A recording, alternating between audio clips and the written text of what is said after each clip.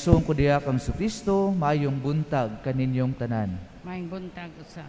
Karon ani ana kita sulod sa panahon sa Kwaresma ug mao ni karon ang adlaw sa pangpamadlis, mao ang unang adlaw sa Kwaresma. Ug karon mga igsuon sulod na ining panahona kitang tanan nga mga Kristiyanos, kitang tanan nga mga Katoliko gitawag diha sa pagbuhat ning tulo ka importante nga butang alang sa pagpalambo sa atong espirituhanon nga kinabuhi. Una, mao ang pag-ampo. Ikaduha, ang pagpuasa ug ang pag-abstinensya o paglikay sa pagkaon og karne. Ug lastly, mao ang paghatag og limos, hinabang ngadto sa kabus ug sa mga nanginahanglan. Karon sa atong ebanghelyo mga igsuon, giklaro kaayo sa atong Ginoong Hesus ang atong angay nga buhaton or atong kinaiya diha sa pagbuhat nining mga butanga. Diha sa atong pagpuasa, siya nag-ingon nga kinahanglan dili kita magpahalata ngadto sa uban nga kita nagpuasa. Kinahanglan nga okay ra gihapon ang ato porma, kinahanglan di ta magpakita sa ubang tawo nga kita nagbuhat ni ana. Og diha gihapon sa atong pag-ampo, kinahanglan nag-ingon si Jesus, kinahanglan dili kita sama sa kadtong mga tigpa kaaron ingnon nga mag-ampo lamang kay aron nga makakita ang uban, nga mag-ampo lamang mosulod lamang sa simbahan, magluhod-luhod aron lamang makit-an sa uban nga prayerful kita. O kung muhatag kita og limos o hinabang ngadto sa usa ka tawo, hinaut-unta nga ang ato paghatag dili kay tungod nga para kita musikat, nga aron kita ma-acknowledge, but just our intention is to help that person. Maigsuon, Jesus is just telling us today nga kinahanglan karong panahona sa Kwaresma ato tan-awon ang atong internal disposition, ato tan-awon ang naa sa sulod sa atong kasing-kasing. Unsa man ang naa sa sulod sa atong kasing-kasing karon, especially when we do these things ngadto sa atong isig katawo ug ngadto gihapon sa atong Ginoo. Kung kita nagaampo mga igsuon, kung kita nagahatag og hinabang ngadto sa usa ka tawo, kung kita nagpuasa, what is our intention? Jesus is telling us today to be authentic. Kinahanglan nga magmatinud-anon kita. Kinahanglan that we are truthful sa atong pagpuyo isip mga Kristiyano, isip iyang mga sumusunod. Karon maigsuon, especially karong adlaw, mao ni gihapon ang adlaw kung diin kitang tanan mga Katoliko gitawag sa atong Santo Papa o sa atong tibok simbahan nga kita magpuasa.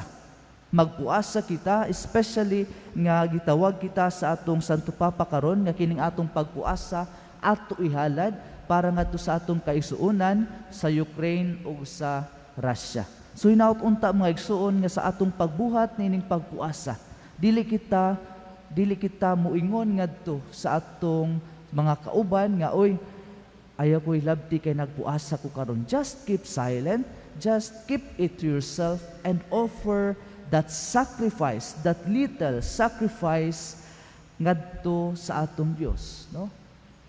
Karon gitawag lamang kita sa pagpuasa.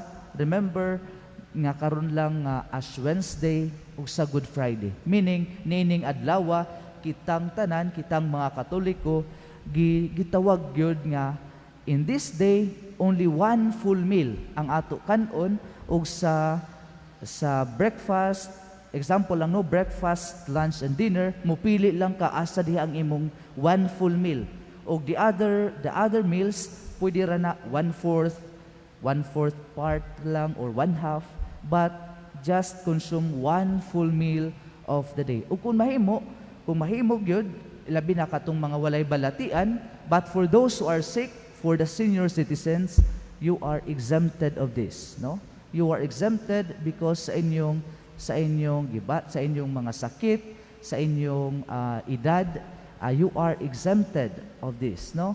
fasting, and sa abstinence gihapon, in abstinence, meaning that in this season of Lent, Quaresma, in these 40 days of our preparation, kinahanglan nga matag Biyernes dili kita mukaon og karne.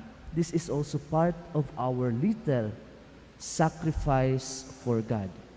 Mga igsoon ko diya kang Jesucristo, karong adlaw gihapon sa adlaw sa pagpamadlis, kita gitawag sa paghinulsol sa atong mga sala, which these ashes symbolize. Kaning abo nga ibutang diya sa atong tagsa-tagsang agtang, simbolo kini sa atoa sa atong paghinulsol sa atong mga sala, sa atong pagbiya sa atong mga sala ug sa pagpaninguha sa pagpuyo sa pulong sa Dios diha sa atong kinabuhi. So sanglit karon mga igsoon ko diha kang Jesucristo, ato nabatian sa atong unang pagbasa nga nag-ingon ang Ginoo, bisa paghinulsol kamo sa kinasingkasing ug balik kanako nga magpuasa, maghilak ug magbangutan. Maigsuon, ang tinuod nga paghinulsol nato sa atong mga sala, our true repentance is seen when we strive, when we struggle to leave behind all the sins that we have committed. Kung kita ato gud biyaan katong mga sala nga atong gipangbuhat, o kung kita maninguha, kung kita naninguha gyud diha sa atong kaugalingon sa pagbiya nianang mga sala. Because kung kita magbalik-balik na lang permi ni anang sala, kung kita magbalik-balik na lang ug dili makita ang atong pagpaninguha sa pagbiya ni ana, then it is not true repentance. What do we call, unsa may ato tawag ni ana? It's an abuse, especially of the sacrament of confession. It's an abuse of the sacrament kung kita balik-balik na lang nga dili makita diya sa atong kaugalingon nga naninguha kita. So sanglit maisong ko diya kang Jesucristo karong panahon sa Quaresma. In this season of Lent, let us all be reminded diya sa pagpuyo sa atong kinabuhi isip mga tinuod nga mga Kristiyanos. Mga Kristiyano nga andam sa paghalad sa atong mga buhat sa pagigugma ngadto sa Dios, dili kay aron dayawon kita sa mga katawhan, dili kay aron tagaan kita og dungog sa atong mga igsuon, kundi paghatag pagbuhat nining mga butang tungod kay mao kini ang angay ug dapat natong buhaton ngadto sa atong kaigsuonan ug ngadto sa atong Dios. Ug karon sa atong pagpamadlis, ang mga pulong nga angay nato permi isilsil sa atong alimpatakan mao kini paghinulsol ug tuo sa ebanghelyo. Maghinulsol kita, let us all repent of our sins, let us believe in the gospel of Christ. Hinaut unta karong mga igsuon, permi kita mangayo og grasya og tabang gikan sa atong Ginoo nga ato gayud matuman kining atong mga bulahaton, kining atong angay nga buhaton sulod niining panahon sa Quaresma. Og kining tanan mga igsuon gipakita gihapon kini kanato sa atong Ginoong Hesus. Siya mo'y nagpakita kanato ning mga butang ning kung unsa nga mga kinaiya ang angay natong sundon diha sa atong kinabuhi sa pagbuhat nato nining importante nga mga butang, the pillars in the season of Lent nga mao ang atong pagampo, ang pagpuasa o pag-abstinensya ug ang paghatag og limos ngadto sa mga nanginahanglan ug ngadto sa mga kabus. Amen.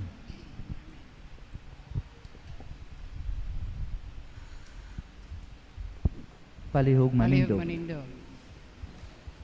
Karon ato panalanginan ang mga abo.